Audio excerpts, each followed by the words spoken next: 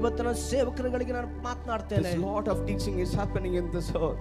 ಈ ಭೂಮಿಯಲ್ಲಿ ಅನೇಕ ಬೋಧನೆಗಳು ಬರ್ತಾ ಇದೆ. But if your church have to be blessed, ನಿಮ್ಮ ಸಭೆ ಇವತ್ತು ಆಶೀರ್ವದಿಸಲ್ಪಡಬೇಕಂದ್ರೆ three things you have to follow. ಸೇವಕರುಗಳಲ್ಲಿ ಮೂರು ಕಾರ್ಯಗಳನ್ನು ನೀವು ಪಾಲಿಸಿರಿ. Speak the kingdom of God. ದೇವರ ರಾಜ್ಯವನ್ನು ಕುರಿತು ಮಾತನಾಡ್ರಿ. Speak the kingdom of God. ದೇವರ ರಾಜ್ಯವನ್ನು ಕುರಿತು Ask ಸಭೆಯಲ್ಲಿ people to repent. ಜನಗಳನ್ನ ಕೇಳ್ರಿ, ಮಾನಸಾಂತರ ಬಂದ್ರಿ ಅಂತ ಹೇಳಿ. Repent. ಹೇಳ್ರಿ ಮಾನಸಾಂತರ ಬಂದ್ರಿ ಅಂತ. Ask them to be holy.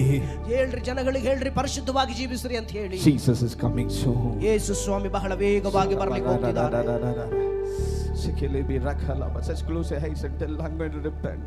ಹೇಳ್ರಿ, ಬಾಯಿ ತೆಗೆದು ಹೇಳ್ರಿ, ದೇವರೇ ಇವತ್ತು ನಾನು ಮಾನಸಾಂತರ ಹೊಂದುತ್ತಾ Pastor, ಇದ್ದೇನೆ. you're going to tell today onwards my sermon is going to change. ಓ ಇವತ್ತಿನ ದಿವಸ ಸೇವಕರುಗಳು ಹೇಳ್ರಿ, ನನ್ನ ಬಾಲಲಿಯ ಪ್ರಸಂಗಗಳು ಬದಲಾಗ್ಲಿಕ್ಕೆ ಹೋಗ್ತದೆ. My sermon is going to change. ನನ್ನ ಪ್ರಸಂಗ ಇವತ್ತು ಬದಲಾವಣೆ ಆಗ್ತದೆ.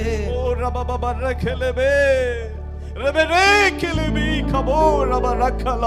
Let this voice be from the Holy Spirit. ಈ ಒಂದು ಶಬ್ದವು ಪರಿಶುದ್ಧಾತ್ಮನಿಂದ ಬಂದಂತ ಒಂದು ಆಧರಿಸುವ ಶಬ್ದವಾಗಿರಲಿ.